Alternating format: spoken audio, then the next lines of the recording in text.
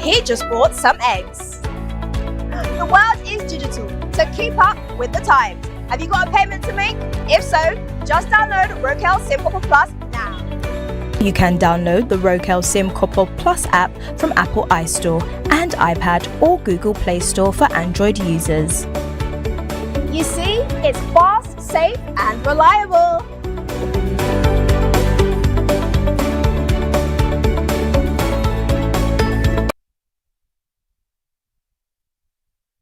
Sorry, car, go see some business partners. You didn't give me memory, Michael. Tell if I can say you give me this camp people and not to in Andy.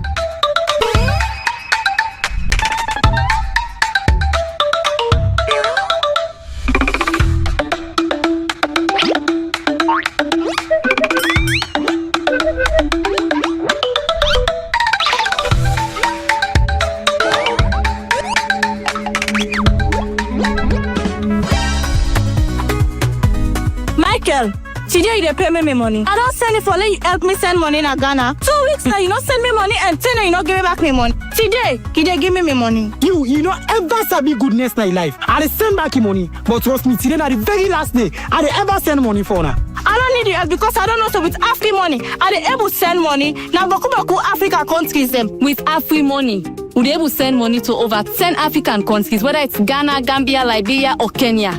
If me party we know this, we not follow the party grammar right now. Okay, una go regret. I mean now una go regret. The best part right now, Michael, with Afri money, you dey able send money even if you not use app, even if you not the online directly. All you need for do, you just a dial *161#. Pam, your money don't go. So I don't need the help again. Thief man. Thank you. Send money to over 10 African countries instantly with Afri Money. No stress, no excuses. Just dial *161*1*6# now. Afri Money, quick and easy.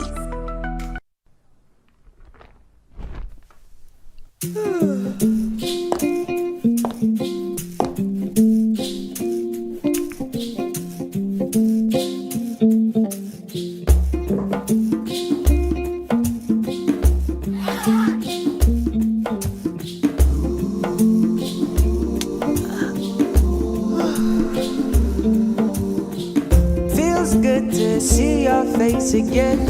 It's been a very crazy day. The joyous feeling in the air when rain falls on a sunny day. Happy, yeah.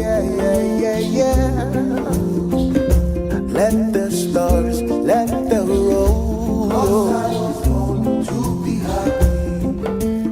Enjoy life's little pleasures with Maltina. Maltina, share happiness.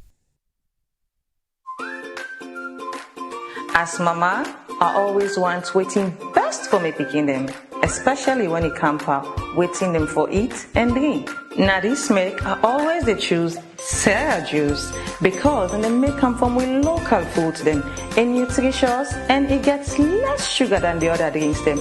Not to me say so. We lab test show say Sierra juice gets 50% less sugar than the other drinks them na the market.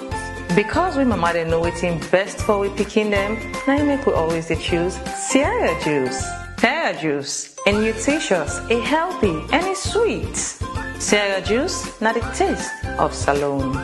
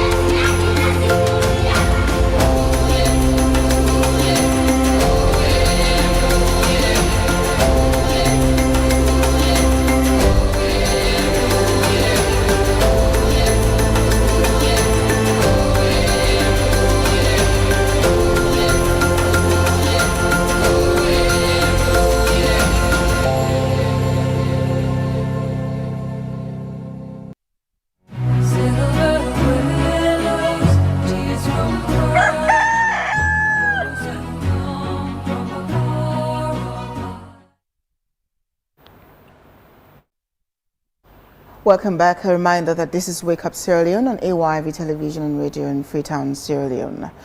Now, in a time where preventing disease is more important than ever, one simple habit continues to save lives. Proper hand hygiene is the most effective way to prevent the spread of germs and infectious diseases like the flu, colds, and gastrointestinal infections.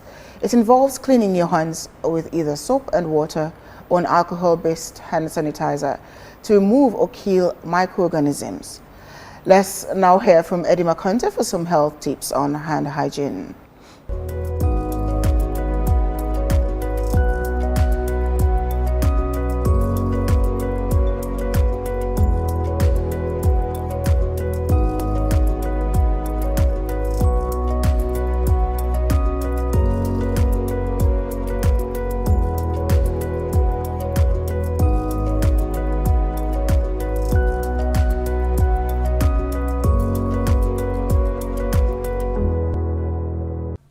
Good morning and welcome to today's health tips on Wake Up Sierra Leone. Today we are focusing on something simple yet life-saving: hand hygiene.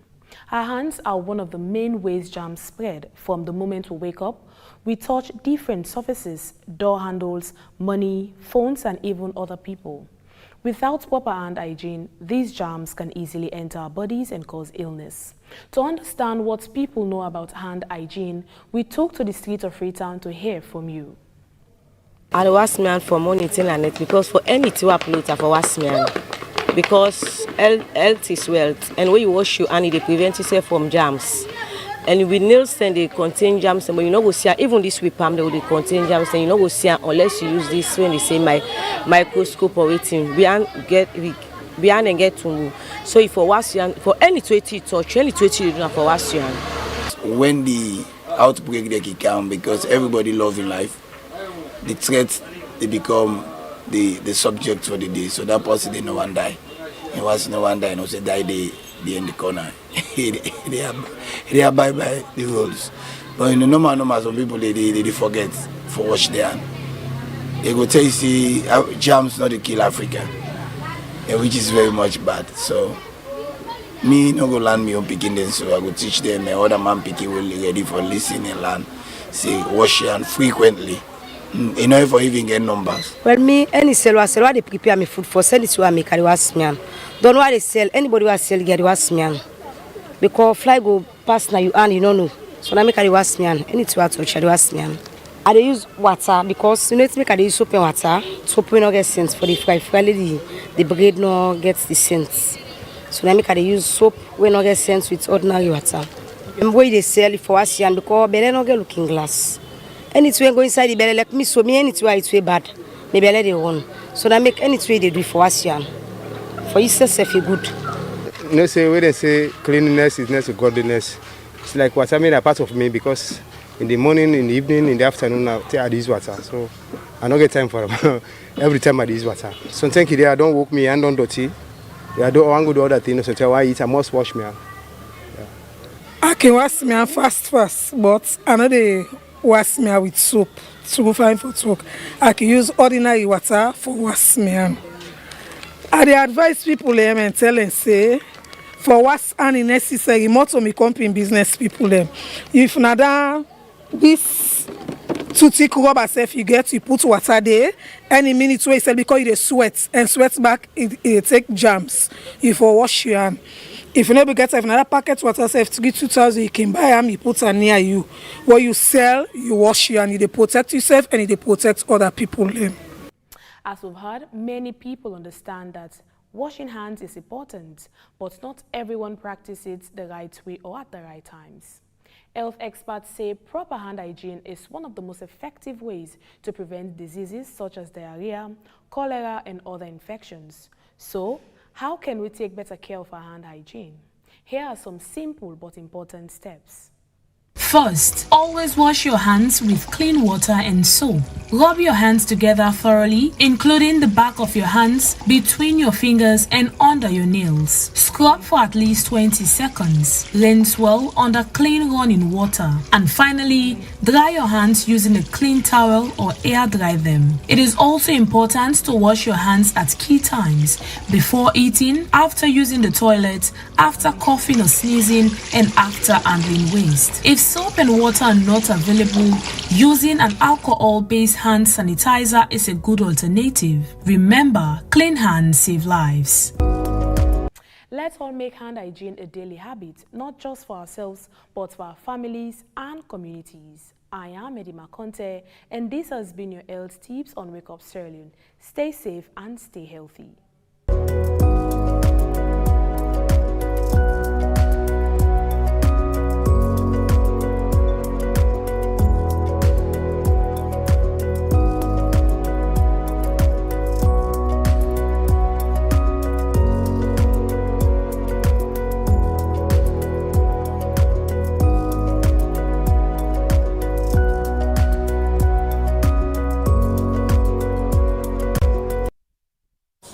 There was Edima Conte reporting there. Many thanks to you. All right, hearty welcome to you to the program this morning. And as I said earlier, we have a lot of issues to discuss this morning, but we'd like to go straight to the first conversation this morning. And we would like to just remind you that indeed, wherever you're watching us from this morning, you can comment on any of the discussion we're having by dropping a comment on our Facebook page. It's AYV News. We're also of recent broadcasting on TikTok, which is live at the moment. It's AYV News. You go there, you would see others have already begun commenting this morning. We're also streaming on YouTube. As always, if you go there, you can see AYV News Wake Up Sierra Leone, and you'll be able to join the conversation this morning. And just a reminder that I'm Victor Jones and I'm here with Alimatu Judge this morning. We're beginning the program. From that report, we return to our studios.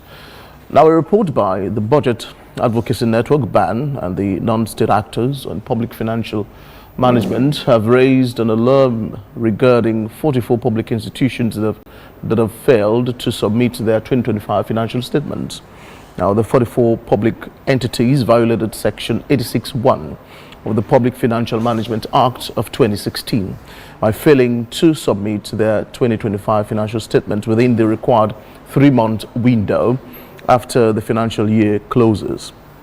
The civil society groups described this lack of compliance as a blatant breach that hinders transparency, accountability, and the ability to detect mismanagement. BAN and partners called for strict enforcement and sanctions against the defaulting institutions, noting that such failures create a culture of impunity. Also hinders the audit service from finalizing the annual audit report, which is due by December 31st.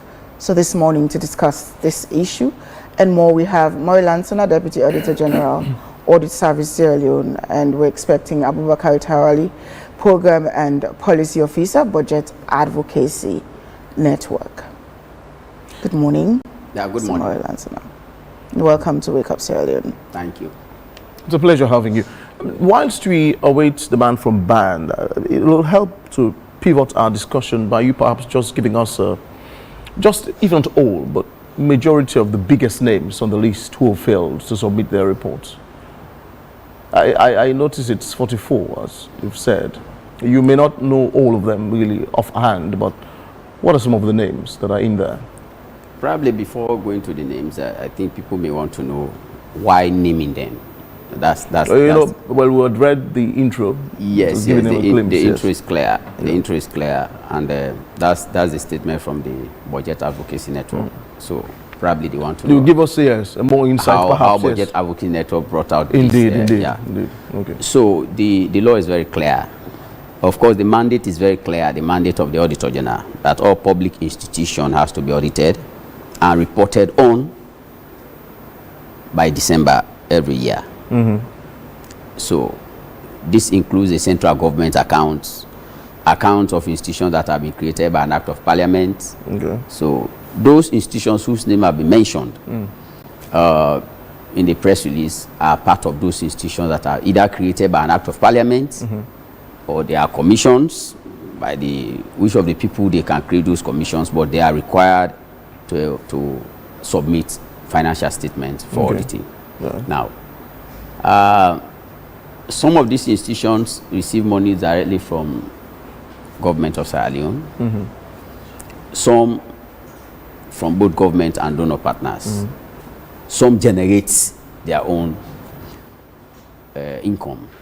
Now, what is the relevance of auditing that the Auditor General do? Is to tell the people of Sierra Leone as to whether the intent of Parliament, if those institutions have been created by an act of Parliament, or if they have been created as an arrangement from government or well-wishers that these institutions will exist. There are some that can exist as a result of donor requirement. They will come with their money and say, you know what, I need an establishment of this nature for them to carry out my objective. Right. So we are independent of those institutions. Independent in the sense we don't manage their resources. Okay. But as a Supreme Audit Institution, the Auditor General is now required to give assurance, one, to the people of Sierra Leone, number two, to donor partners, that yes, the intent for which those institutions have been created, the services for which those institutions have been created to render to the people of Sierra Leone have been done in line with the legal regulatory framework, meaning the laws of Sierra Leone or the requirement as per whoever gives the funding. Okay. That's the essence of auditing. Now, if there are limitations in doing that, that becomes worrisome, not only to those individual institutions, but to the people of Sierra Leone. And when we say the people of Sierra Leone, it becomes worrisome to government. And if it becomes worrisome to government, then it affects all of us, because those institutions, they do not exist to render services to animals. They exist to render services to the people of Sierra Leone. Now, how do the Auditor General communicate that? It is in the annual report that is submitted to Parliament. That is where the communication is done to the people of Sierra Leone. That is where we name and shame institutions that have fallen short or that are not doing as required by law. Now, have we arrived at a point where this job has been done that we send it to Parliament? The answer is no. We are now in the process. January to December is 12 months. But the law says, the provision that was made in the press release that you just, the highlight that you just read, Section 86(1) of the PFM says 3 months after the year ends. So the subsequent year was 2025. We are in 2026. So 3 months after the year ends, because we are of the view, the lawmakers were of the view that activities will be on to 31st of December in the previous year. So, okay, no problem. After 31st December, put your house in order and then report to the Auditor General. Now put your house in order for 3 months. So they have January, February, March to now tell the people of Sierra Leone, one, what was received, and two, what was done with what was received. That is what the financial statement actually communicates. It tells you about what came in and how has it been expended. Utilized. Now the Auditor General now has the responsibility for 9 months to carry out that mandate, looking at those bits of things that you've put together and then you communicate to the people. So it means there is a total blackout with regards that job as it stands on those 44 as at 30th of April, because that press release came out as at 30th of April. But the mandate was at 31st March. So 1 month window was given. And I will tell you why the 1 month window. Which has elapsed. Yeah, 1 month window was given. And I will tell you why the 1 month window.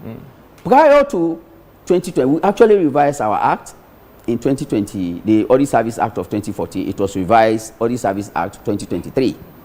Now, so prior to the revision of our act, there was no provision like a penalty. All what the PFM indicated was submit the financial statement to the Auditor General for auditing. But over the years, we are having difficulties in some institutions even submitting. If you look at previous audit reports, what will happen is that we just list the names of the institutions. And what will happen again? I was here, I've been here severally. People will call and say, why are you reporting? This is 2023 audit report. This is 2022 audit report. But why are you reporting on 2004, 2021, 2019 issues when we are in 2022, 2023? These are some of the reasons. Unless and until those financial statements are submitted to the Auditor General, there will be no audit. So it means the people will be in total blackout for so long until the financial statement is submitted. Then the question is, of what use would those financial statements be if after so many years, we are now in current year, after so many years, you only submit outdated. We'll call it outdated because the years have passed. Personnel may have even changed. Is this deliberate? Well, that is the question you have some of them. That's the question that probably some of them will come and answer. If you have that opportunity, you bring them here and they answer to those things because they are answering to people. Can we know some of the names, please? Some of the names, now, the biggest names. I will now go to the press release. So, in the Auditor General's wisdom, when we revised the Audit Service Act, when we amended it, there are now provisions in there. So the 1 month window was given, we were calling, reminding, because these are not new clients, these have been our clients over the period, that there is a provision in the Audit Service Act that if you now fail, there are punitive measures. With a view that people will comply and submit. That again failed. So come 30th April, in the wisdom of the Auditor General, that was when we released the press, that press release actually came out. Okay. So that was how the press release came out. So probably you need to know the names of some of the institutions. Whilst you're looking for that, let's welcome Abubakar Tawali, who is the program officer, policy officer at the Budget Advocacy Network. Good morning, Abubakar. Welcome. It's a pleasure having you. Thanks. It's been a while. Indeed. I mean, you've flagged this. I know you're really concerned about these, if you like, lack of compliance that we are seeing. But it's not new, Abubakar. It's been happening over the years. I've just asked, the man from Audit Service whether this is deliberate at all. Do you suspect a pattern here? Like we rightly described the situation in our press briefing, it has been a perennial issue. And so we have been making recommendations to the government that the people of Sierra Leone actually need sanctions. And based on that, in the revised acts of Audit Service Sierra Leone in 2023, they consider to include sanction under Section 3G, subsection 1, that says the holder or the vote controller or those with fiduciary responsibility upon failing to submit the financial statements within 3 months after the end of the financial year, they should be punished by holding their salaries and personal emoluments. And we are happy that this provision is now available, and we're also following up with the Audit Service to see how much we are going to implement that recommendation. Because before now, the Audit Service work only stop at reporting. When they produce the audit report, they report to Parliament. But now that they have been given these powers to execute, we know we can see a new change, a new dawn. Can they use it? That's the question. The law can be there, but can they use it? Mo, you think you can use this law? I'm now putting him on the spot. So interestingly, the law is there. So I told you that one window was for administrative convenience, so people are aware that there is law. We are reminding you of the law. As a very proactive Auditor General, I remember the day when I was in one of the media houses, I told them, I said, don't be surprised if I move from here and then you start hearing that there are people calling where, as I speak, that law is in force. The Auditor General signed all the letters. All the letters. Salaries. For withholding of salaries of all vote controller. Now, they are in 2 categories. Some of the salaries have to be withheld by the Accountant General. So it's instruction being given by the auditor. I want to say thanks to the Accountant General because there are 2 powers. There is one when you fail to respond to audit queries. Over the years, whenever we communicate that to Accountant General, if you communicate that to Accountant General by 5 p.m., for example, on a particular day, the following day, that is effected. There is no two way about it. So there are 2 categories of institutions. There are those that receive some subventions, so the letters are sent direct to the Accountant General. Those communications have gone. There are those, and I believe Accountant General will be acting on those ones this morning now. There are those for which they are not subvented. but for which boards have been created. So what we do, we communicate to the chairman or the chairpersons of the board for actions to be taken on the vote controllers. So those powers, they are there to strengthen the work of the Auditor General, and they have not been there like paper. It is not like paper that has to be endorsed. No, we are a compliant institution, and we've effected those ones ASAP without any waste of time. So, Abubakar Tayali, of course, Section 86(1) of the PFM Act as well requires submission of financial statements within 3 months after the fiscal year. And yet you still have up to 44 institutions failing to submit financial statements. When we have only like 200 plus public institutions in Sierra Leone, this implies that 1 out of 5 may be non-compliant. Don't you think this is a systemic breakdown? Well, I don't want to say systemic breakdown, because 44 out of over, like you said, 200. And one out of 5. Yeah, it's significant, but that is why we want to see the penalty coming this time around, and so that it will deter others that are in that habit not to do so the next round of audits, when the period is due for them to submit their financial statement. Because I know it is because of inaction over time that has led to some of these perennial complacency culture in some of these institutions. And nobody will tell us that they are not aware it's a capacity issue. No.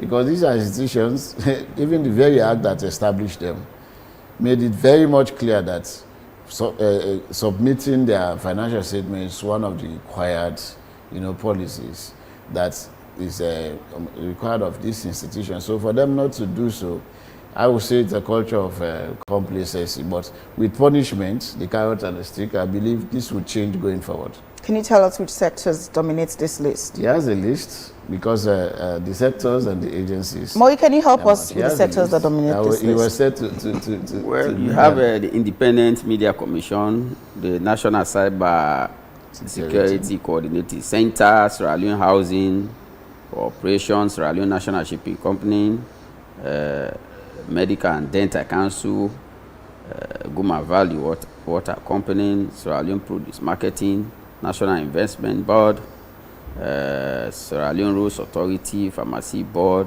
Seed Certification Agency, Sierra Leone Broadcasting Corporation, West African Holding, Radisson Blue, Sierra Leone Meteorological Agency, Law Reform Commission, Office of the Ombudsman, National Technical Communication Authority, Universal Access Development, Sierra Leone Management Company Limited. So these are part of the... Are these repeated offenders? When you talk of repeated... are those the biggest names, Maury? Yes, these are, for us, every name is bigger. Those institutions, for us, everybody is important. They have the same weights because they are rendering services to the people of Sierra Leone. So we don't, and either they receive money directly from government of Sierra Leone or they are receiving money for. So if when you say whether they are perpetual, we cannot say so, because that's the biggest surprise some of us even have with regards some of these institutions, because some of the institutions mentioned in the press release are oversight institutions, meaning they are actually they are to ensure that things happen. They are regulatory institutions. So as a regulator, if you are there to ensure that things happen and you are found wanting, then it becomes a bit of a concern. But what is of more concern to us is the accountability space, the transparency space, and how it impacts on our own work.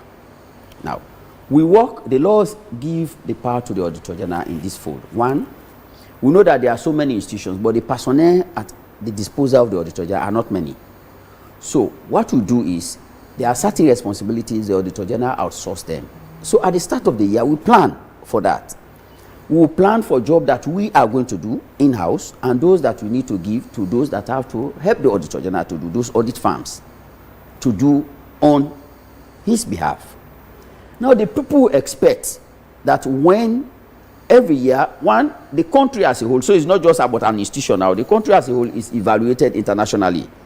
One, when they come to evaluate Sierra Leone, one of the issues that they normally have is audit coverage. And when we talk of audit coverage, is the number of, one, the percentage of budget that is covered by the Auditor General, and also some of these institutions for which fundings have been received, either externally or internally, and for which the Auditor General is reporting on them, and then the people are aware of them. Now, if you fail to submit on time, it distorts that plan. One, those firms that will be assisting the Auditor General will not be in a position to complete their job and then report to the Auditor General, for the Auditor General to now report to Parliament on time. Number two, the Auditor General as well may not be in a position to do that coverage that he intends to do when he planned in the previous year for the current year. Number three, the accountability space become blink.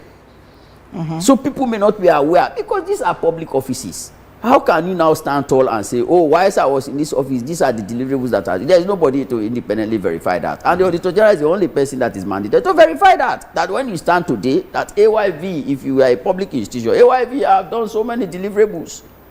For people to understand and to believe that you've done these deliverables in the interest of the people of Sierra Leone, the Auditor General is the mandated institution, is the mandated personnel to do that, to sign on that.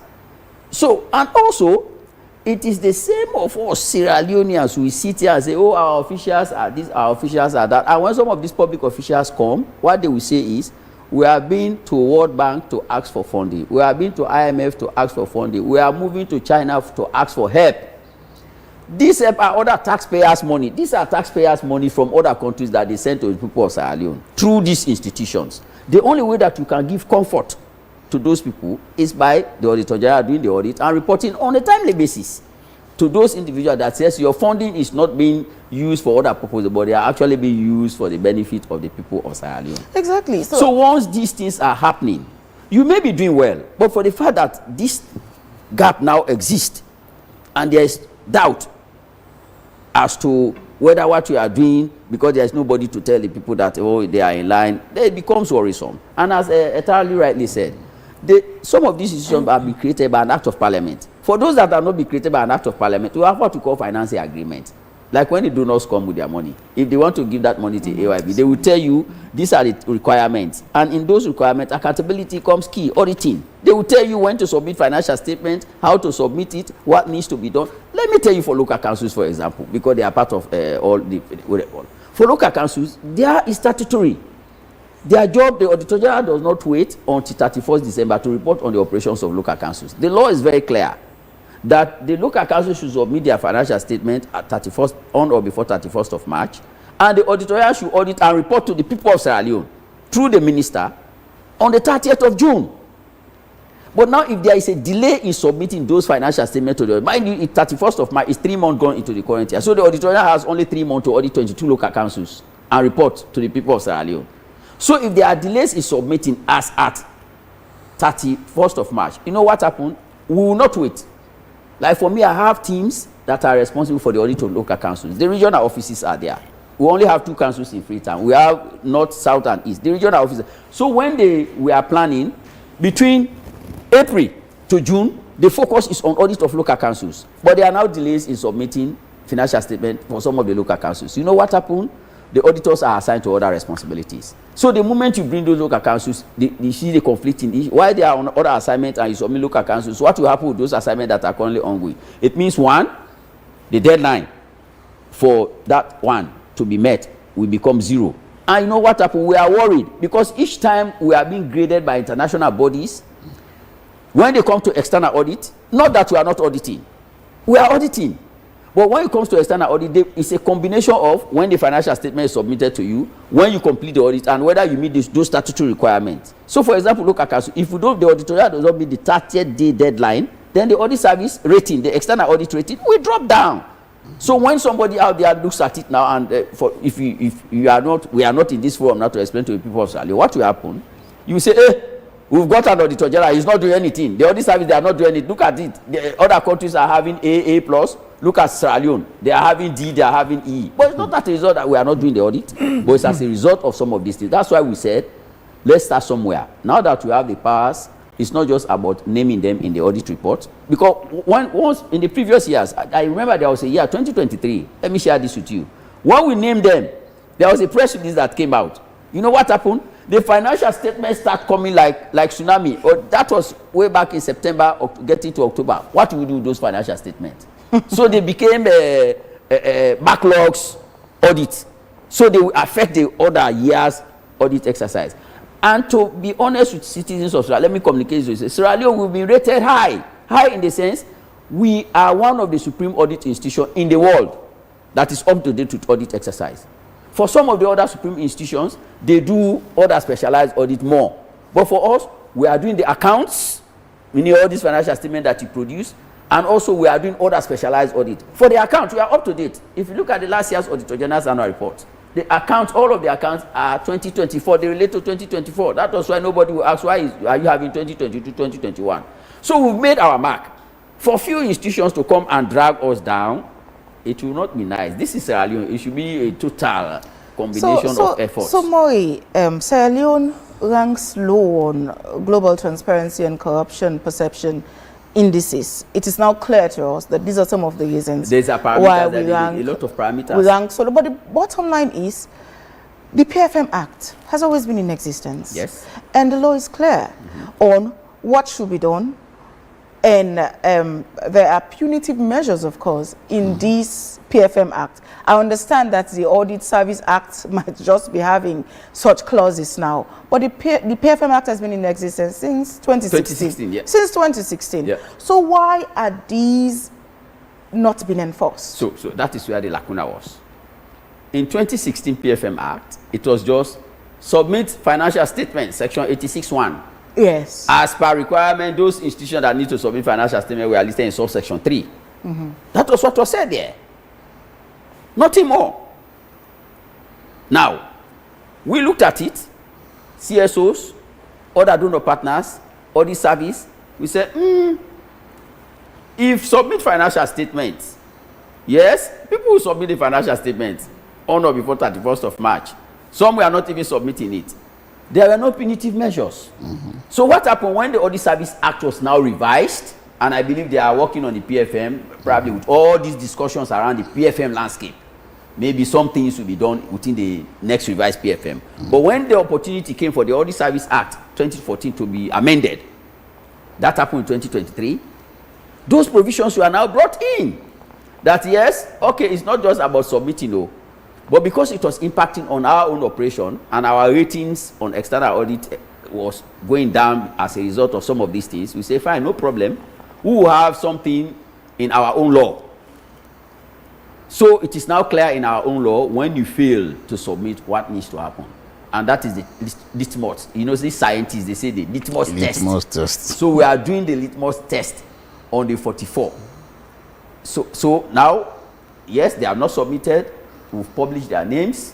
The next step, the Auditor General has written, and I believe by next month we will see.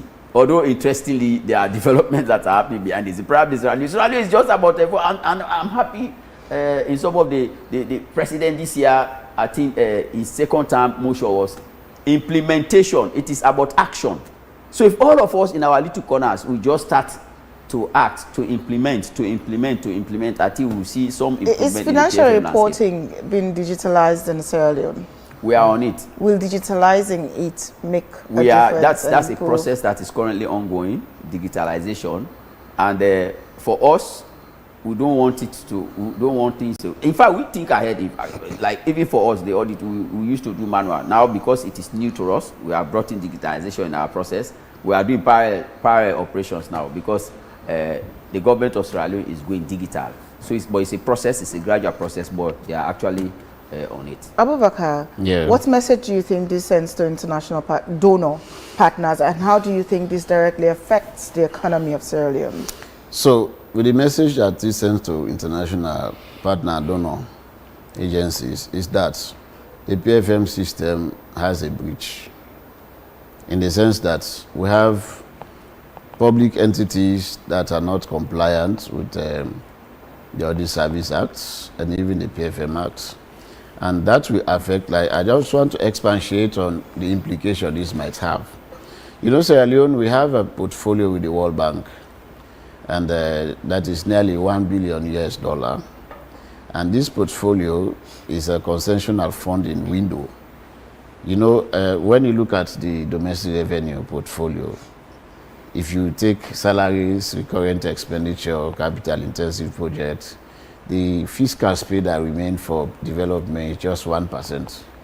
What will you do with 1% of the domestic revenue?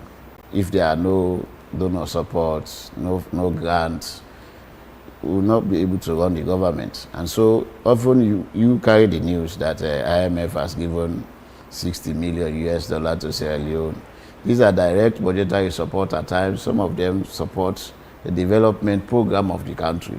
And they do so in line with our rankings. There are parameters. For example, you talk about rating of C and D in the PEFA. PEFA is the Public Expenditure Financial Assessment that is done by IMF and World Bank.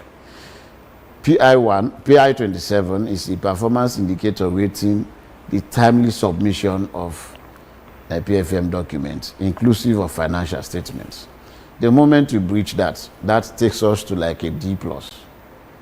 When we should be scoring A, B, or C, which is telling the IMF and the World Bank that we are a compliant nation in terms of submitting these documents within the time frame.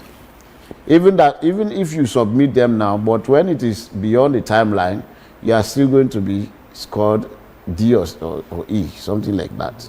So that takes our ranking below. So what will happen? If we are to be given a portfolio around $1 million or $1 billion, it will drop, it will reduce. Secondly, there is this country policy institutional assessment, the CPIA. Over the time, we have been drifting between 3.1 and 3.2, which means we should not go beyond that. Rather, if we are to progress, we should go above 3.2. That means our portfolio with the World Bank and IMF will increase such that it will inject cash into our budget system that will go to ensuring development programs. And again, the OBS, the audit institution, has been the only oversight entity that has been scoring, like in the 2023 OBS, they scored 72%, and the parliament scored 42% because they have not been, looking at the Auditor General's report and doing some other oversight functions. So while parliament oversight, ranking dropped, but the audit service, rating picked up at 72%, which is the highest, even above the sub-region. So it tells you that compliance with audit requirement is key. And some of these institutions that are now defaulting, they want to drag us as a country backward. Because you cannot only rely on your domestic revenue to run the government of the day. So when our portfolio is reduced, it also impacts our economy. Because at the end of the day, the government will not be able to employ more people. They will not do more development programs because there is a budget cut. So that is one of the impacts.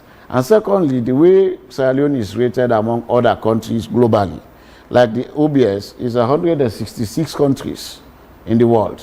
And for Sierra Leone to stand tall among others, being compliant, like in the 2023 OBS report, Sierra Leone scored 55 in the Transparency Index. It was like 6% short of the pass mark, which means we would have been in that grade above other countries in West Africa and even in Africa in terms of being transparent in the budget. And when there is no certain amount that says this comes as a result of the OBS or the PEFA, but there are silver linings that connect the dots. That because you have now achieved this status in terms of transparency and accountability, you have to benefit from this. So if you say what will make up of that, we feel very sad that you have institutions like this who apply complacency and even having disregard in terms of the office they are holding, and not to, we will say it's a deliberate attempt for them to thwart the effort of the government to achieving more. Right. So that I think the punishment for withholding some of these salaries and emolument is just one of. In some other countries, they take punitive measures much more than that.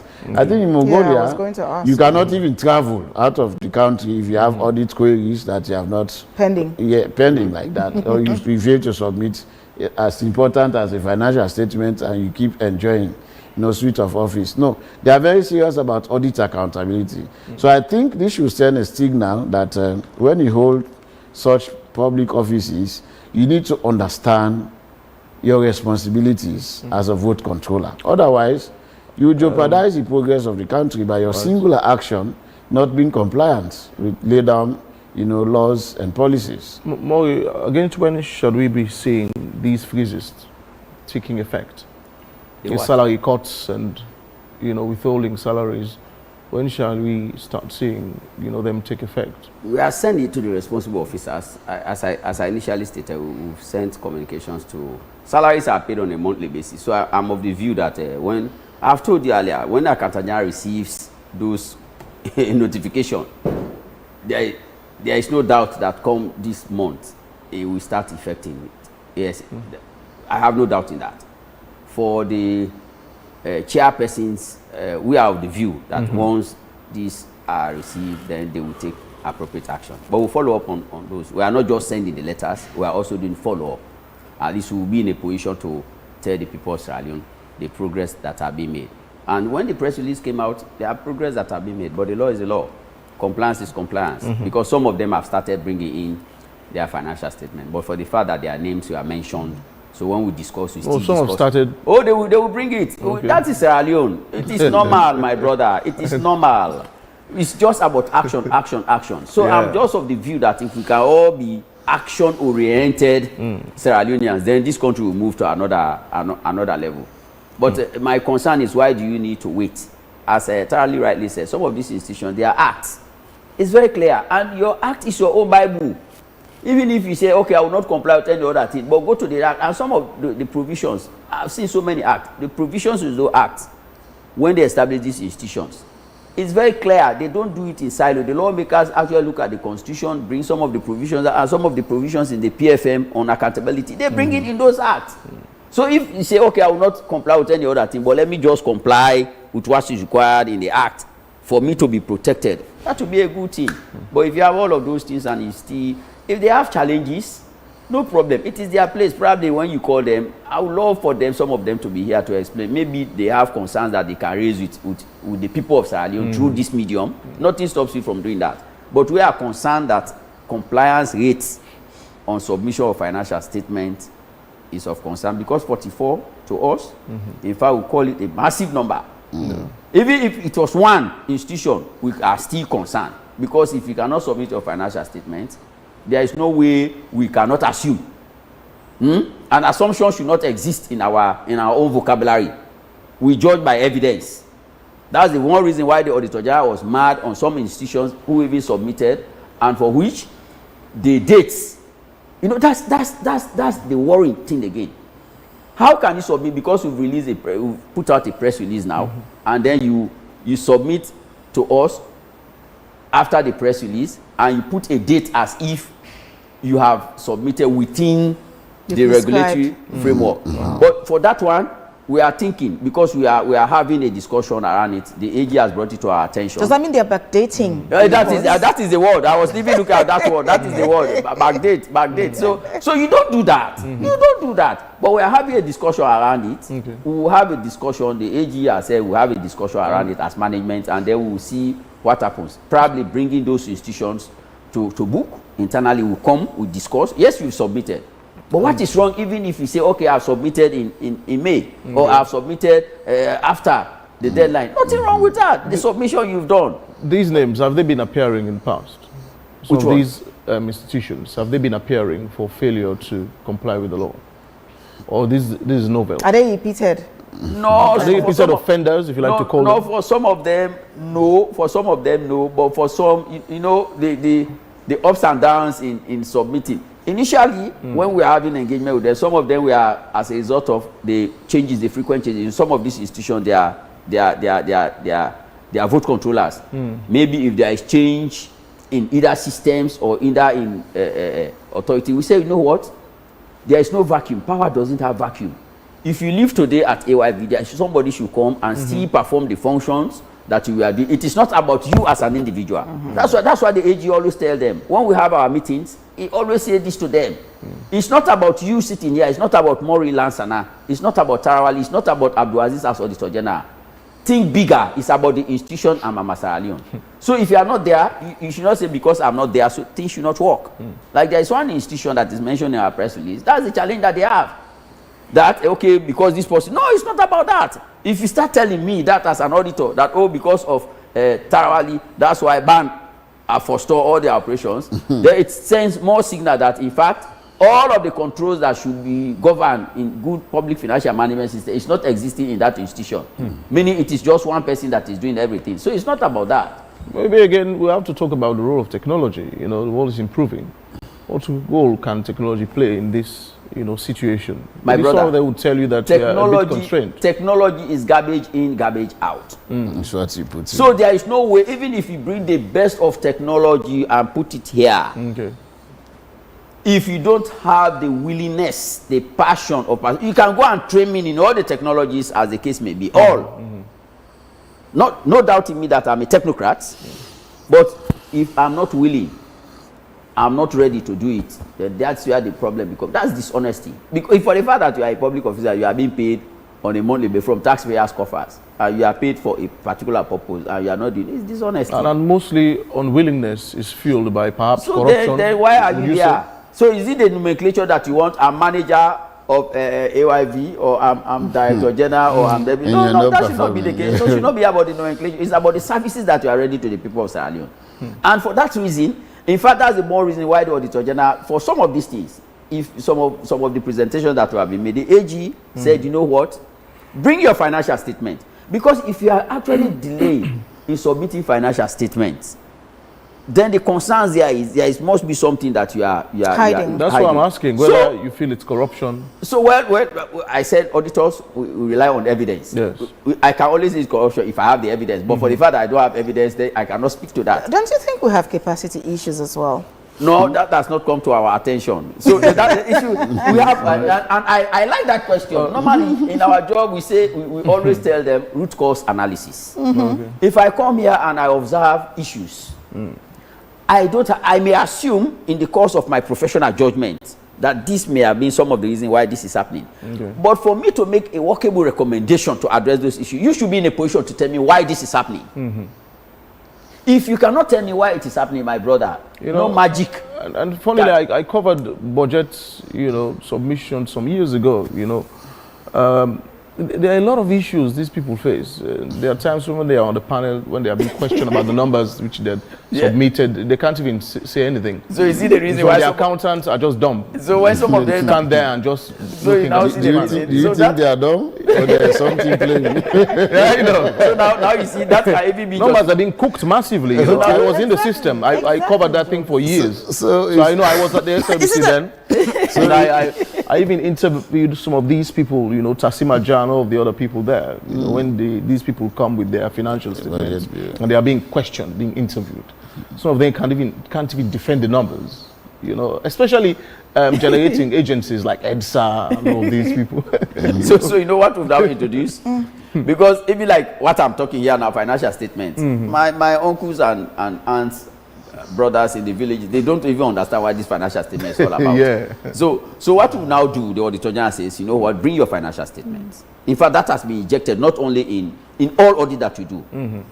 Give you whatever document you have, bring them, because we now have experts in generating documents. As you say, technology can now give you whatever document that you want. No problem. That document should speak to services that you deliver to the people. So we now go out there. We go to the field, we visit site, we visit location, we interview beneficiaries. So in essence, you do the work now. Oh yes, that's what we are doing. That's what we are doing. That should not be the norm. But it has to be. Because with all of this establishment, with all of this support, if you can ask one government functionary today, like if I can ask our chief civil servant in this country, who is the president, he will tell you plethora of events where he has asked for help, where help has come, where deliverables have been made. But the question remains, when you go down to the people still, the Impact. president is not taking this thing to the people. He relies on some of these institutions. These are the routes, these are the road where they now connect to the people. So all of those things should be of concern to us. And we are not doing the Auditor General is not doing it to give problem to anybody. We are just doing it so that all of us can be in a platform where Sierra Leone, those days they said Sierra Leone was a sweet honey country. That sweetness is what we want. It's 8:58 now. We're rounding off. Abubakar, will you be following up on this particular issue to ensure perhaps? It's an issue of a particular concern because, like you said, it's not just about the international ranking. It also speaks to issues of budget credibility. Because now, if your financial statement is not submitted in time, you will also be left out in the planning for the new fiscal year. I remember very well that, like the issue you mentioned, it's about mix-up of deliverables. Because there have been duplication of institutional, mandates, like you have the Ministry of Western Area, how do you call it? Western, like you have the resident ministers, South, North, and so there is now a ministry for Western Area that's which mandates conflict with the mandate of the City Council, mandate of Guma Valley, mandate of and even the Internal Affairs Ministry. So when they do come, they lump some of these deliverables.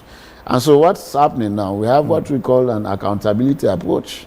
There was a time when you mentioned during the budget discussion that a certain agency or ministry department claimed to have dug water wells in Moyamba. And we had participants from Moyamba that came to disclaim that I came from that community and there are no such projects implemented. So this is why that parliament, the People's Parliament, there is very much important, because when you miss it at this point, it is only the audit service that can tell us what these monies allocated or disbursed to the MDAs are used for, and whether they follow the processes and procedure. So if we cannot have that, we as citizens will not have the power to hold them accountable based on evidence that is available within the government circle, which is the audit service that reports, the Auditor General's report that we use to hold in them accountable. And secondly, we're also particular about the credibility of the budget. Because now we know the budget heads are increasing, but we need to know what are the actual deliverables. Because for you to be allocated X amount of resources, we need to know what you did with the previous disbursements, not just the allocation, but the actual disbursement. And if there is actually tangible things that you report on, and then there will be a case for an increment. But if you have a spending capacity issue, why do you think your budget should be increased? And when the time comes, you come around your studios advocating. I've been given a smaller allocations. I'll not be able to do deliverable A to B and C. But when you actually go to see what they actually implemented, it is nothing good to write home about. And that is why you see most of the time when development partner come, they will not give the money to the system. They prefer to hand over the project. If it is a road project, they do it and they hand over because they do not trust the accountability system.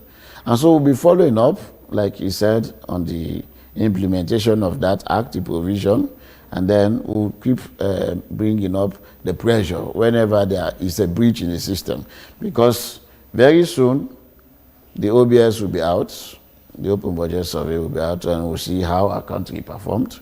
And we don't want to see one step forward and 2 or 3 steps backward. That's not good for us as a nation. I have one question, Abubakar. This is concerning.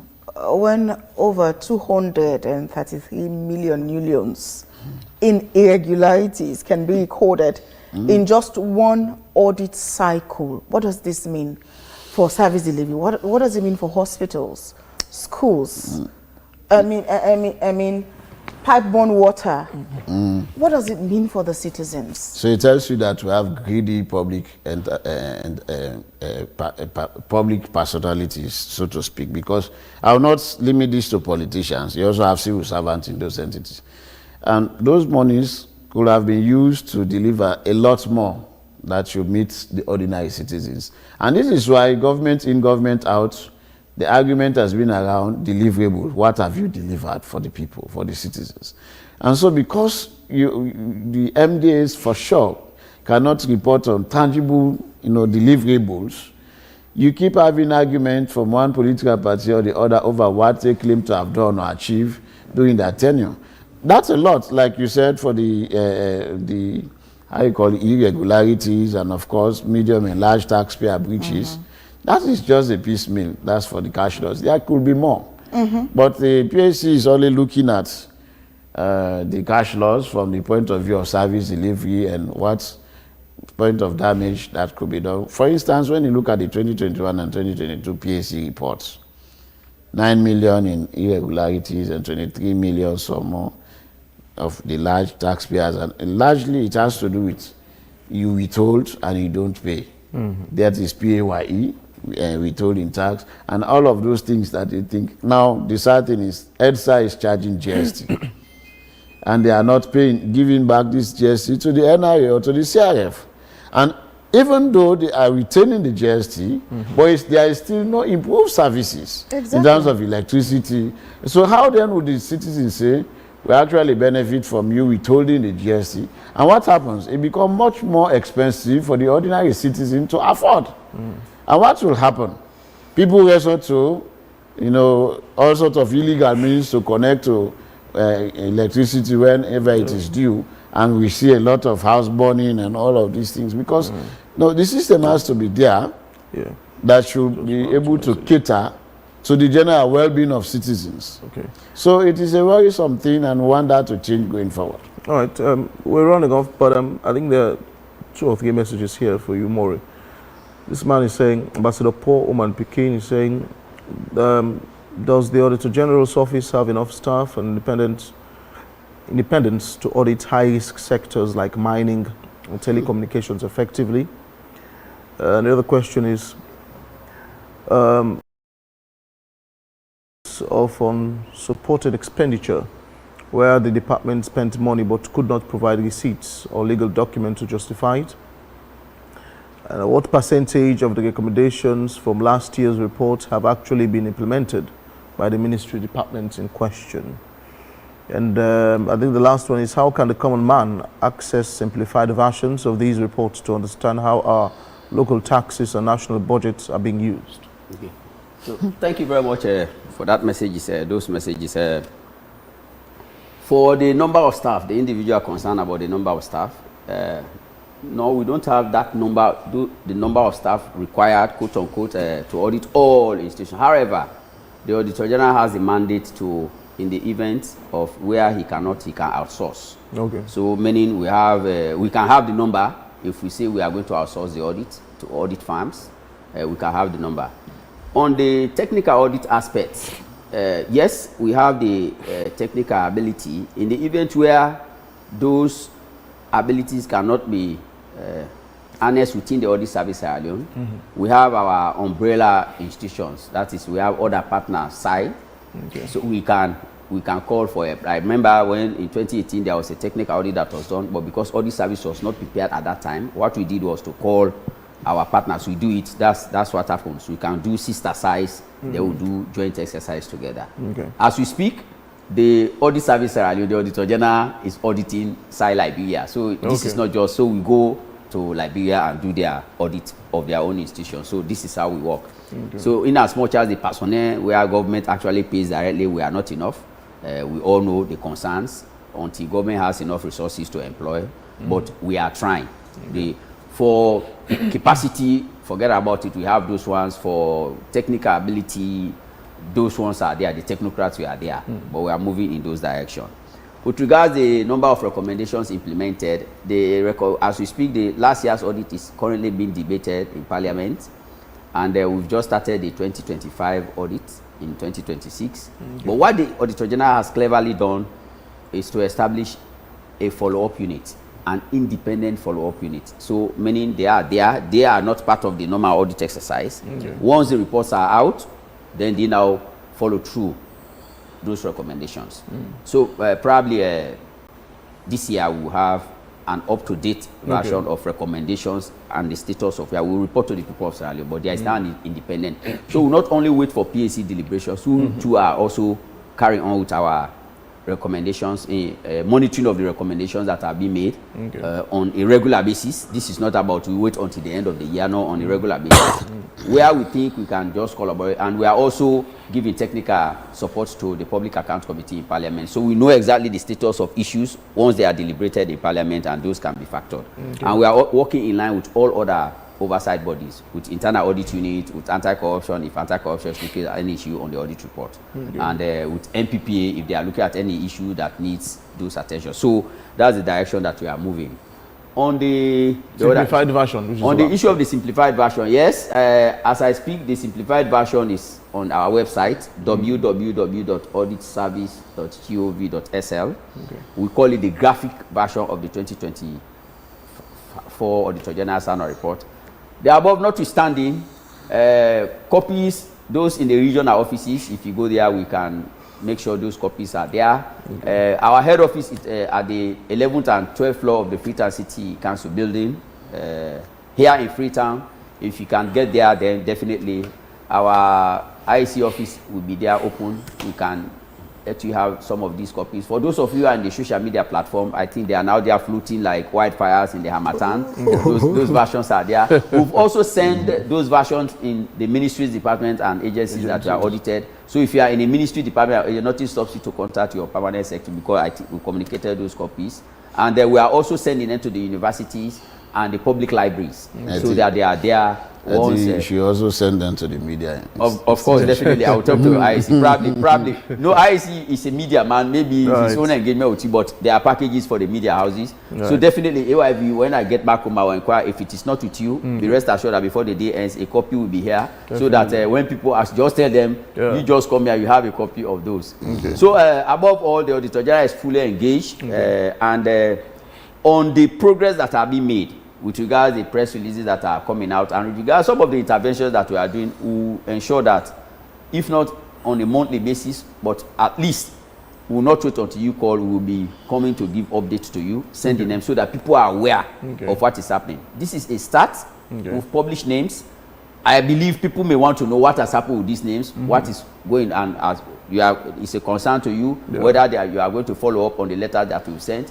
Those ones, we too have a follow-up mechanism on those letters that are being communicated. We will be updating and engaging. So it's not just about coming out here, but we'll also engage with those to whom we've communicated our letters as to what is happening with those letters. And I've mentioned for progress that have been made since the letters went out. Some of them have started bringing it, but the AG has to get a discussion with his management team. Once we get a conclusion, we will definitely come again and tell you that after the 30th of April, these are the developments that have been made. These are the institutions that have submitted after that date, and then we will see how it goes within the public financial management landscape. To all MDAs, this now is not just for those that are submitted or not submitted.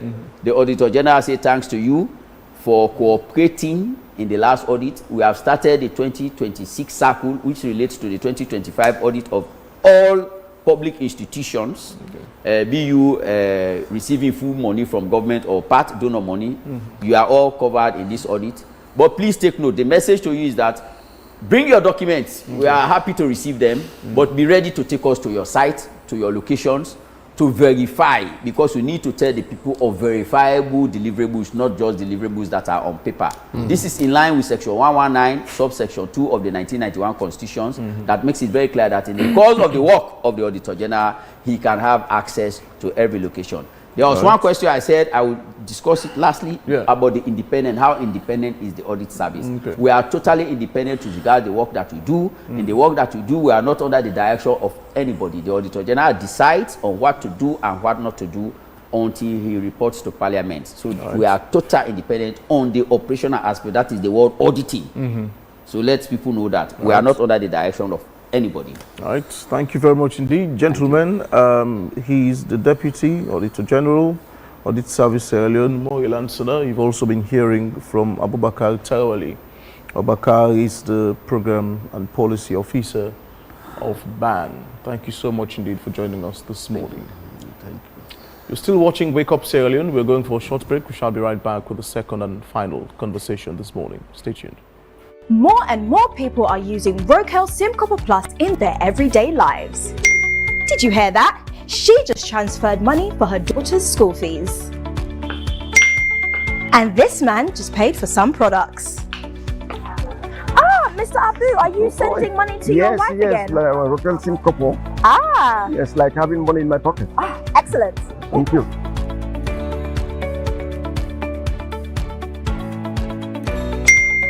He just bought some eggs. The world is digital, so keep up with the times. Have you got a payment to make? If so, just download Wakeup SIM Plus now. You can download the Wakeup SIM Plus app from Apple iStore and iPad or Google Play Store for Android users. You see, it's fast, safe and reliable.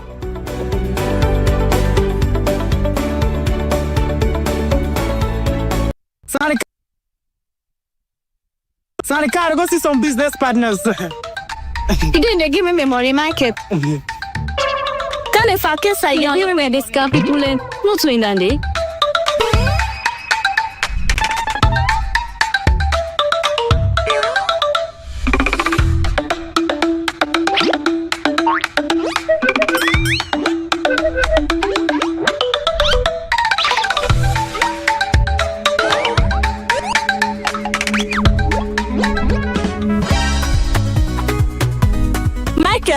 Today you pay me money. I don't send it for let you help me send money in Ghana. 2 weeks now you not send me money and 10 you not give me back me money. Today give me money. You know ever sabi goodness na life. I send back your money, but trust me today na the very last day I ever send money for now. I don't need the help because I don't know so with Afri money. I able send money now baku Africa countries them. With Afri money, we able send money to over 10 African countries, whether it's Ghana, Gambia, Liberia or Kenya.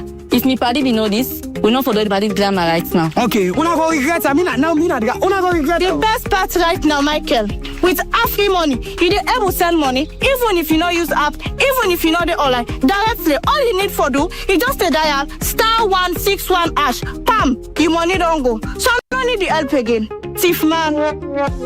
Thank you. Send money to over 10 African countries instantly with Afri Money. No stress, no excuses. Just dial *161*1*6# now. Afri Money, quick and easy.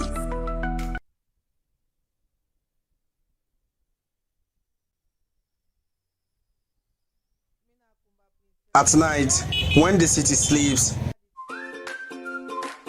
As mama, I always want waiting best for me picking them, especially when it comes out waiting them for eat and drink. Now this make I always they choose Sarah juice because they make come from with local foods them and nutritious and it gets less sugar than the other drinks them.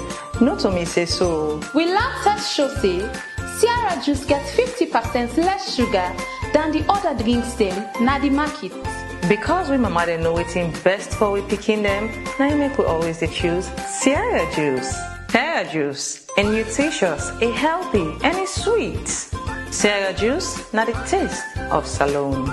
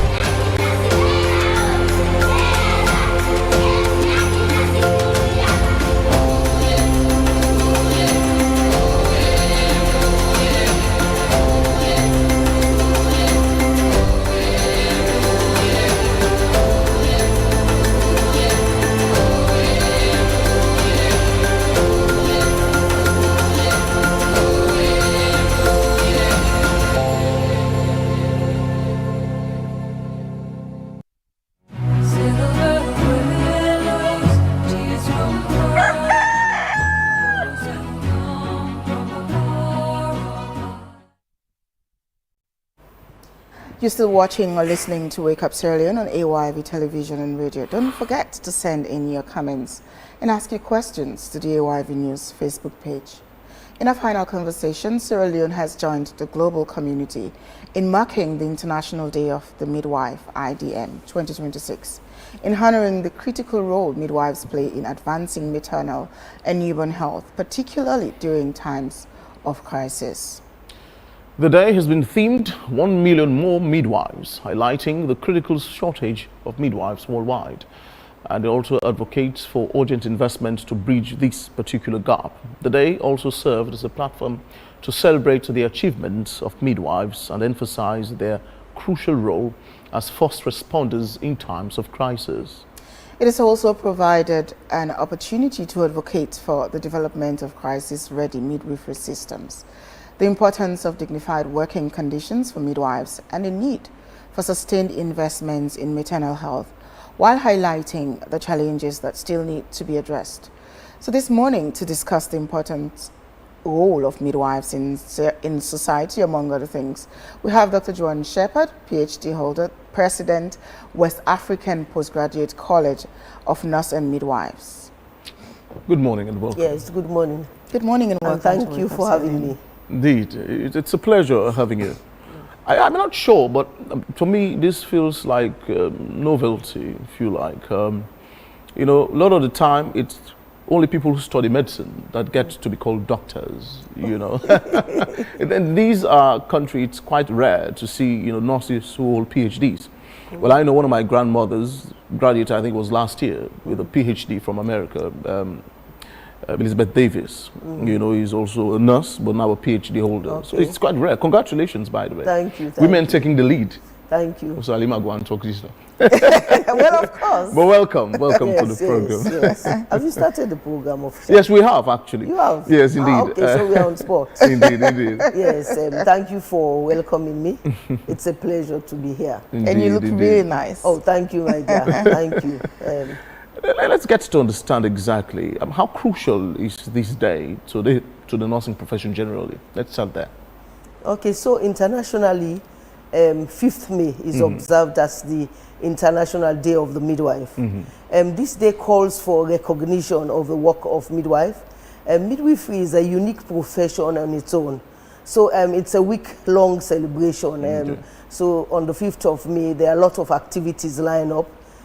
Sometimes it depends, but in Sierra Leone we have scientific session, symposium, and then we have also a period where the pregnant women are also attending some of our programs where they were giving baby packs. And also they also listen to some health messages from midwives. So it is critical because midwifery is about mother, it's about pregnant women, it's about the unborn child, and it's also about the lactating mother and the newborn babies.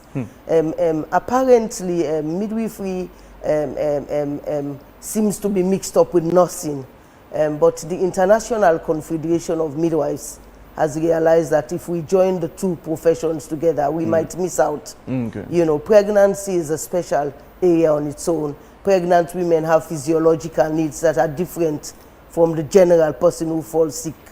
So it's a very special moment where midwives are called to attention to look at the things that, you know, the current trends in the profession, to look at also best practices, lessons that they can share with other midwives. It is also a time to call to government to invest more in midwives, because the maternal mortality, you know, and also the newborn mortality rates are not appealing. But quite recently, Sierra Leone has made quite a lot of improvement in that area. There is a significant decrease in the number of women who died as a result of childbirth.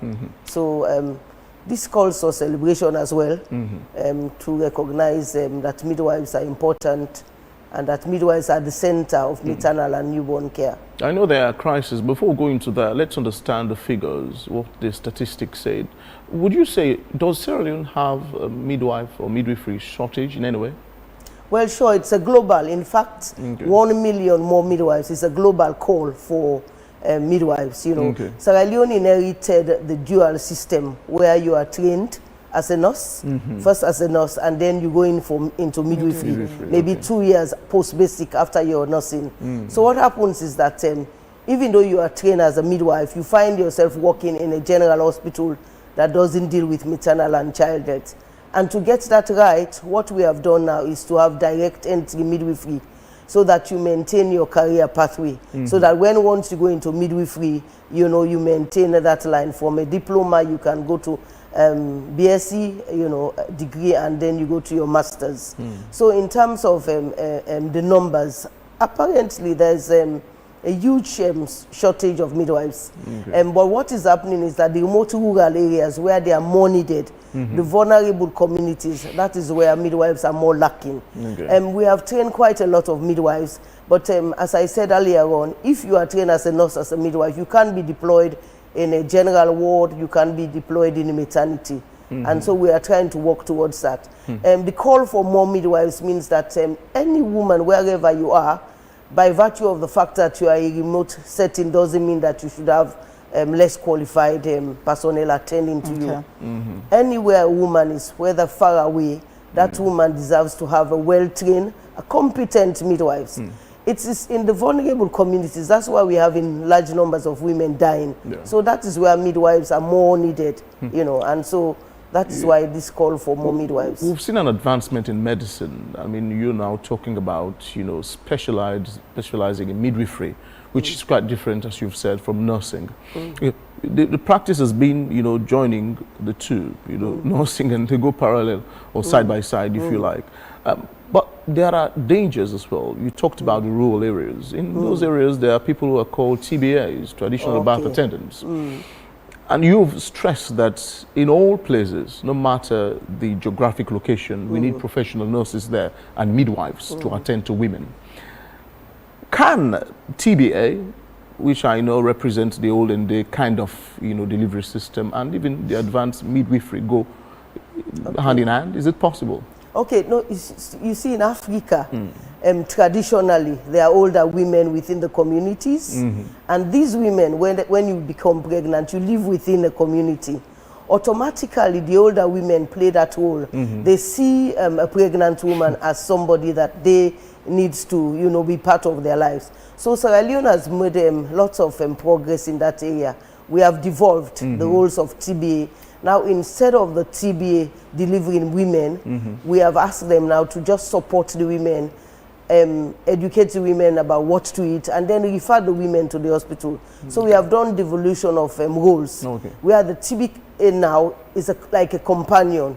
She supports the woman right into the hospital. She refers the woman. She can talk to her about her diet. She can also assist her in breastfeeding and how to care for the baby.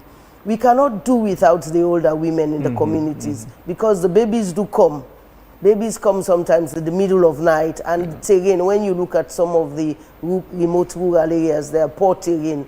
However, because of their limitations, TBAs are not trained. They haven't gone through a proper educational system to become a midwife. So they are referred to as traditional birth attendants. So they are within the community. So we have had conversations with them. We have had several consultative meetings where they know that they are important. We cannot dismiss that. But we have taken away the aspect of delivering, you know, the woman from them, because a lot of women, you know, had complications, birth complications. And so that aspect of it has been taken away from them. We want them to be more supportive within the community. We want them to give health talks to women, what they should eat when they are pregnant, but not the delivery itself. Dr. Shepherd, Sierra Leone has historically recorded one of the highest maternal mortality rates in death globally. Over 700 deaths in every 100, is it 100,000? It has dropped, right? Now, yes. Now, okay, how many now do we have now? 334, so it's dropped significantly. And I will tell you, but let me allow you. So how critical are midwives to reversing these deaths? Okay, so let me say that Sierra Leone, among other countries, when it comes to maternal and child health indices, we tend to feature among those.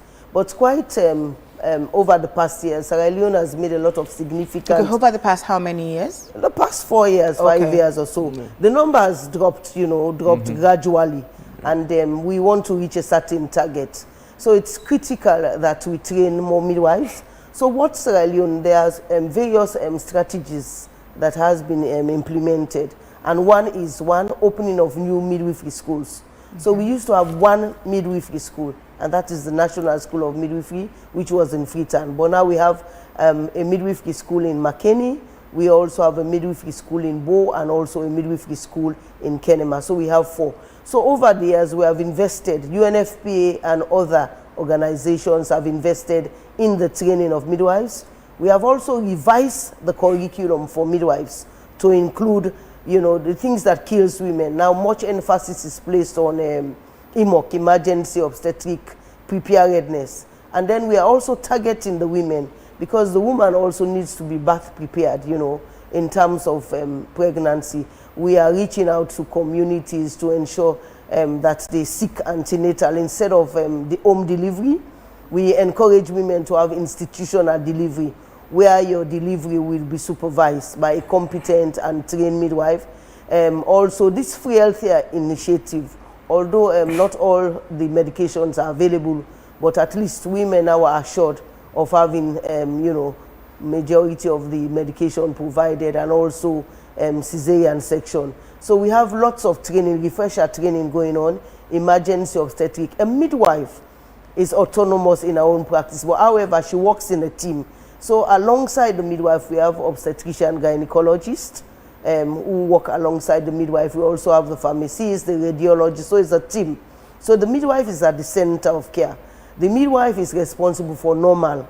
She takes the woman through normal pregnancy, childbirth and delivery, and also through the postnatal period. So Sierra Leone has put in place a lot of training of doctors, training of midwives, and also we've refurbished some of the centers, which were just community health centers, have been refurbished and renovated. Now these centers are now referred to as CMOC centers. Some of the centers have also been upgraded to emergency obstetric and newborn care centers. And so within those facilities, the woman is assured of having specialized care. The CMOC, the 2 additional care that she would get blood transfusion if the woman starts bleeding, and then also cesarean section is performed in CMOC. That is comprehensive emergency obstetric and newborn facilities. They are different from the emergency. So earlier on you said we are facing a global shortage in midwives. How urgent is this crisis? Well, for as long as generation onto generation continue to have babies, babies are born. Right now that we are discussing, babies are being born. Babies are born, and any baby that is, any woman that is pregnant, she needs a midwife. Any baby that is also born, the newborn baby needs the attention of a midwife. So it's urgent. I think we don't need to play down with the numbers. It's important that women receive. Research has shown that where a delivery or pregnancy is supervised by a midwife, the chances are that the woman and the baby will survive. There is positive outcome of that pregnancy and the delivery. Research has shown that when midwives are involved, actively engaged in the care of a woman throughout the pregnancy and throughout the labor, that woman stands the chance of having safe motherhood. So it's urgent. Babies, the population is expanding. There's a lot of population expansion. A lot of women are becoming pregnant. The fertility rate is very high, globally. But within the Western African region, I think the call for more midwives is very urgent, because in the remote rural areas, the fertility rates, women are having about 5 to 6 children per household or per woman and all of that. So we need more midwives. As we speak now, how many midwives do we have in Sierra Leone? Well, the numbers, I think we did a midwifery mapping. There was a time when we had about 860, but now we have trained much more. So the numbers would have changed. I think we have well over 1,000. The reason why it's a bit difficult to give an accurate number of midwives is that, for example, I'm a nurse and I'm also a midwife. Okay. Yes, so you have dual responsibilities. But now, as I said earlier on, one of the ways to address that, so when we are counting the numbers, even for the MCHs, they used to be counted as midwives, skilled birth attendants. But to get a clear picture of the number of midwives that you have trained, UNFPA embarked, through the Ministry of Health, embarked on a midwifery mapping. So the ones who are working, then there needs to be a distinction. Those who are actually, they are midwives but not practicing midwifery. Some are retired. Some are retired. Okay. Some are midwives but they found themselves working in program and projects. Okay. So being a midwife, actually, you have those who are actively engaged in working in reproductive health or maternity settings. But you do have midwives, they are midwives, but they are in education, you know, educational institutions as lecturers and all of them. So it's a little over 800. But I think the numbers, because quite recently we graduated some more midwives, so they are also. But we do have attrition rates. Once in a while, we have some midwives leaving the country. Oh, so okay. the call to add more midwives could be achieved through a lot of ways. One, now we have the direct entry where young girls who desired or expressed interest in midwifery, because midwifery is a career, it's a calling, it's not a job, it's not a work, it's a career, and it's a career that deals with lives. So one has to be very critical in terms of who is allowed into the profession, because we have had a lot of disinterested people. You have a young girl who is told by the parents that we want you for go do, you know, nursing, and so now what we are doing is that we're selecting young girls who have expressed interest in midwifery. So that's one way to increase the numbers. The infrastructure, some of the midwifery schools have also expanded their skills lab, because you have simulation-based, competency-based training where these midwives are also taken into the skills lab and they are taught how to conduct certain midwifery procedures. So I believe that with the 4 midwifery schools that we have, and then also we have IPAO is also giving scholarships, you know, to train more midwives. I think we will get the numbers right. But Sierra Leone would need over 3,000. I think we required about 3,000. In one of the statistics that I read recently, I think Sierra Leone needs about 3,200 and something, you know, more midwives. Okay, this implies that we are way below the number of midwives we need at the moment. So what has been done to ensure that we have an even distribution of these midwives across the country, so that every woman in that small village, that small corner, may be able to access a professional when they're faced with childbirth? Okay, so I think there are various moves that have been made.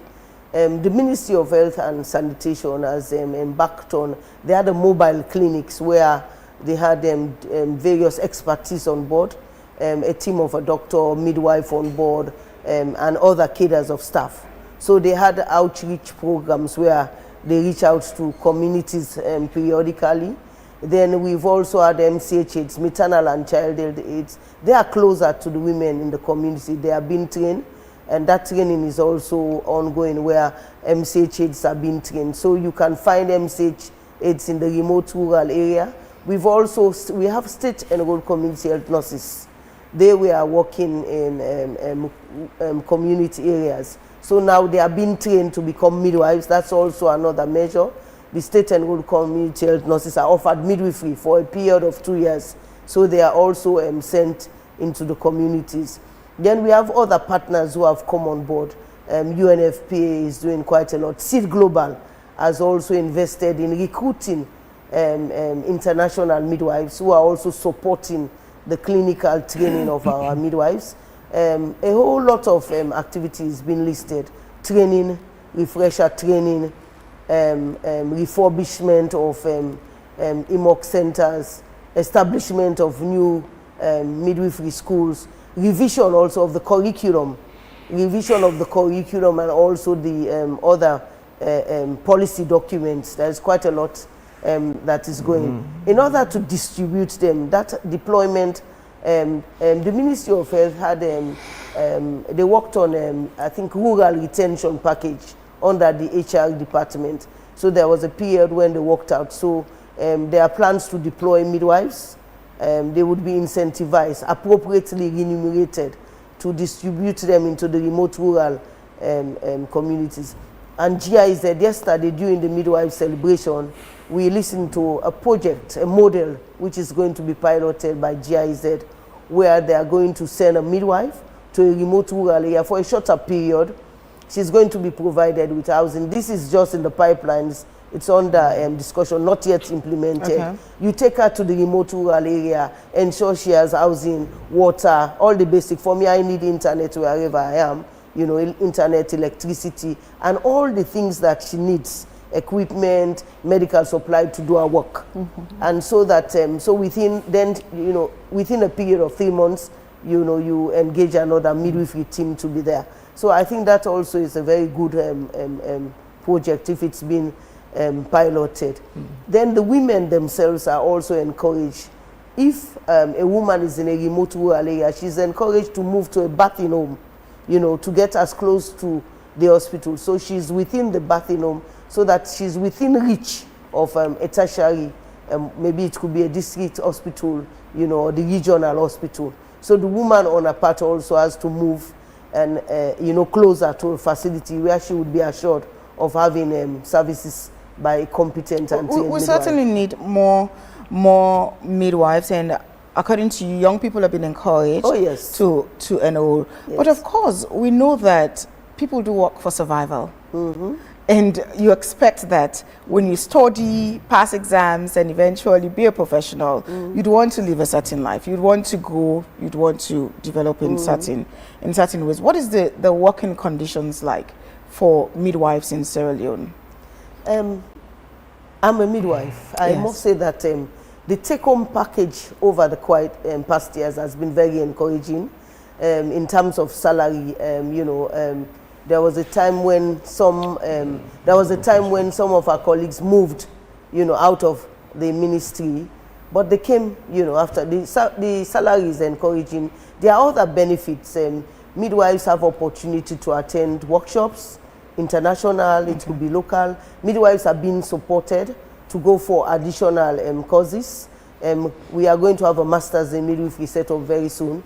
I think one of the university has also started that. So there are opportunities for career growth, career development and advancement. And personally, as a midwife, the midwife, you know, now it's more, we are in the digital world, you know, technology. AI has come in with a lot. So entrepreneurship is being taught into some of the courses, the curriculum. So that as a midwife, as an independent, you can be an independent practitioner. Okay. You can set up we have now midwifery models of care. So you can have a midwife-led facility. So there are various opportunities as a midwife. One, the remuneration at least, fair enough, it's a bit, the package is decent. You also have opportunity for scholarships. Scholarships can be available. I think, but it has to be personally also as an individual. The midwife should also show interest.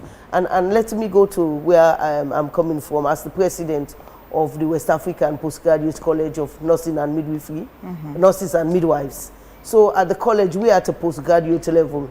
So at the college, most of our fellows who are trained, they are now consultants. They are nurse midwife consultants. We have Ghana, Nigeria, Liberia, Sierra Leone, and Gambia, and quite recently Senegal and Mali have shown interest to become fellows of the college. So earlier on in the discussion, mention was made that nurses did not have PhD. Now we have a lot of nurses. We have other nurses who are now PhD holders. And so there's a lot that is happening within the professional, what would I say? So the college, as a college, the West African Postgraduate College of Nurses, we recruit senior nurses and midwives to become fellows of the college. We have modules that are taught. So you enter into the college. It used to be by interviews, or you write an article and it's published. But these days we have also raised up the bar, you know, the standards.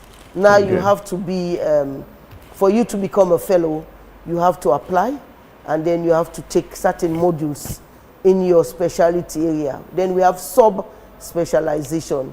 So if you are a midwife, you can go in for fertility nursing, you can go in for reproductive health rights, you can go in for a lot of other sub-specialization. So quite a lot is happening. So it's not only in terms of the remuneration, but then most of where the midwives are working, there's a lot of renovation going on.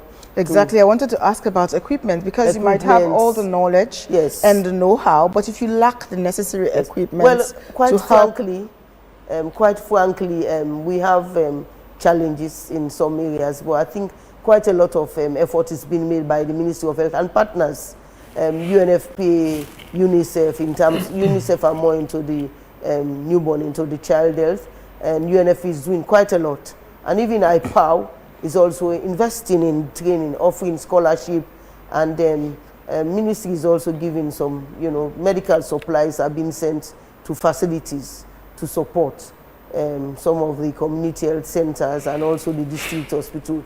It's a global challenge where all the medical supplies, some are not procured, some are not available. I have the feeling that and with this call for more million midwives, there's a case for investing in midwifery. Evidence shows that if you invest in midwifery, the chances are that mothers would live long. It's even going to save the health sector from spending much more money. So I'm hopeful that with this new agenda, the call for action, I'm hopeful that with the call for partners to invest, we'll be able to address some of these challenges. But I think there is a lot of improvement compared to the previous years, or years gone by. Now most of the facilities are being upgraded. Now we have ultrasound scan, point of care, ultrasound scan. Some of our partners, King's College, they are giving cradle. There is a device to check the blood pressure of pregnant women. So partners are also coming in to support the ministry in terms of moving maternal and child health issues forward in Sierra Leone. Dr. Shepherd, we'll come back to you to round off, but let's just hear from Ransford McLean, who's joined us this morning for sport. Good morning, Ransford. Good morning, Joseph. Thank you very much for having me in sport this morning. Of course, our football family is mourning following the death of Victoria Conte, the nation's only woman to hold Victoria a CAF Conte license and the only woman to have coached men's Premier League team in Sierra Leone. She passed away in Freetown at the age of 48 on the evening hours on Monday, 4th May this year, leaving a void that will be deeply felt across the nation. My colleague, Mary Esther Samoa, has more on the story. Victoria Conte was a leader in every sense, celebrated as the first and only woman to coach a men's Premier League side in Sierra Leone, the then Eastern Tigers FC, in 2019. Until her passing, she also made history as the first Sierra Leonean woman to serve as a CAF instructor and was a member of the Sierra Leone Football Association Technical Committee. In 2020, she was unveiled as head coach of the Sierra Leone Under-20 women's team, further cementing her legacy as a pioneer for women in football. The heartbreaking news of her death has sent shocks to the football family, with tributes pouring in from across the country. The Sierra Leone Football Association, where she served on the technical committee, described her loss as a heartbreaking one. Aisha Johansson, under whose leadership Victoria reached such height, expressed profound sorrow, noting that Victoria was truly one of a kind in Sierra Leone football, whose legacy will endure. It's learning about her passing last night. It's very difficult, very hard, and I'm very saddened to hear this. She will be missed. She was a disciplined woman. She was a faithful person, but she was very passionate also about her football and about her role as the first CAF instructor, female instructor, not just in Sierra Leone, in Africa. And that was a big accolade for her personally, big personal achievement for Sierra Leone, health-wise. In fact, she struggled health-wise a couple of years ago. And I feel happy that I was there for her in those times, but obviously it wasn't enough. She has been struggling, or she had been struggling for a while. And my deep condolences goes to her family and close friends, all of us.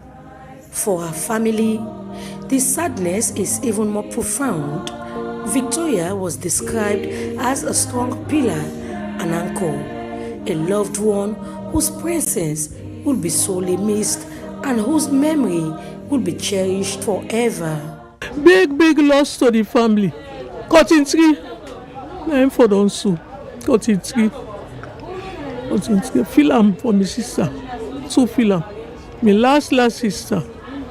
I'm in shock. It's like a dream to me.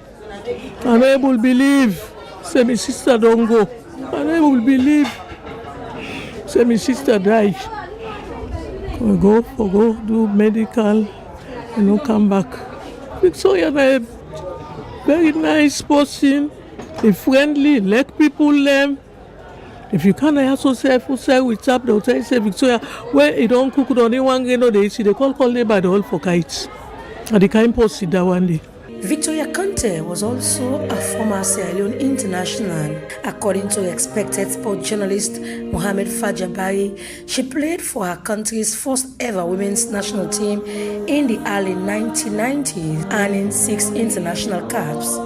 At club level, she represented Prisons, Lioness, and Soccer Angels during her playing career. Marista Samora, AYV Sports, Freetown.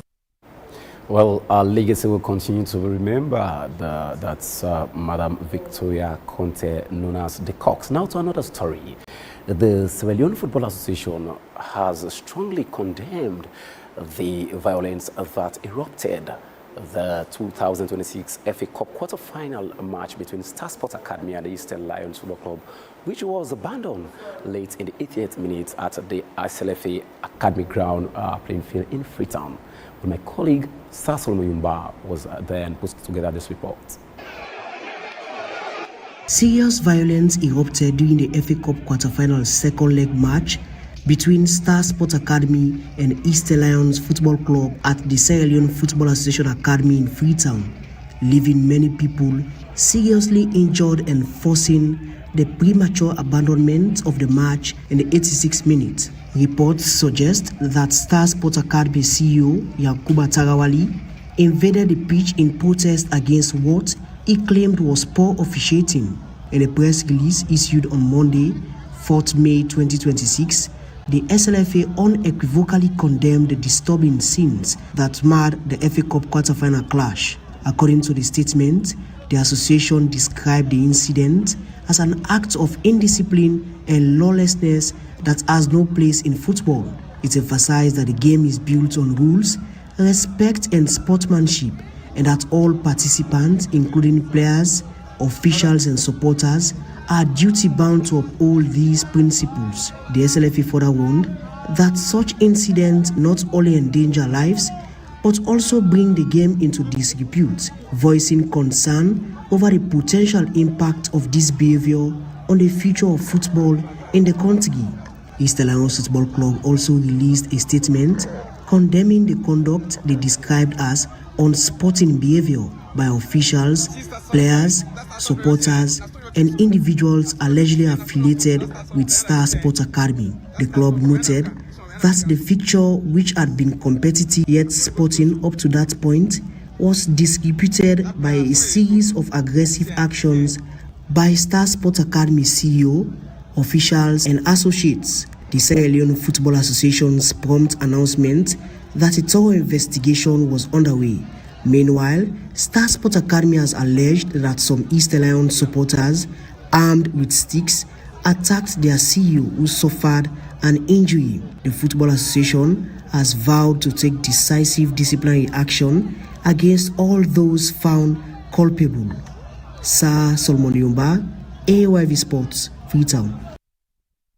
We turn attention on the international scene. Now, the stage is set for the Champions League final on 30th May this year in Budapest, Hungary, between Arsenal and Paris Saint-Germain. Arsenal will face the French giants, that's PSG, on the said date, as both sides sail through to a tough semi-final battle against Atletico Madrid and Bayern Munich, respectively. Well, yesterday night, PSG progress on 6-5 aggregate to join Arsenal on the 30th of May. That's the final Budapest, Hungary.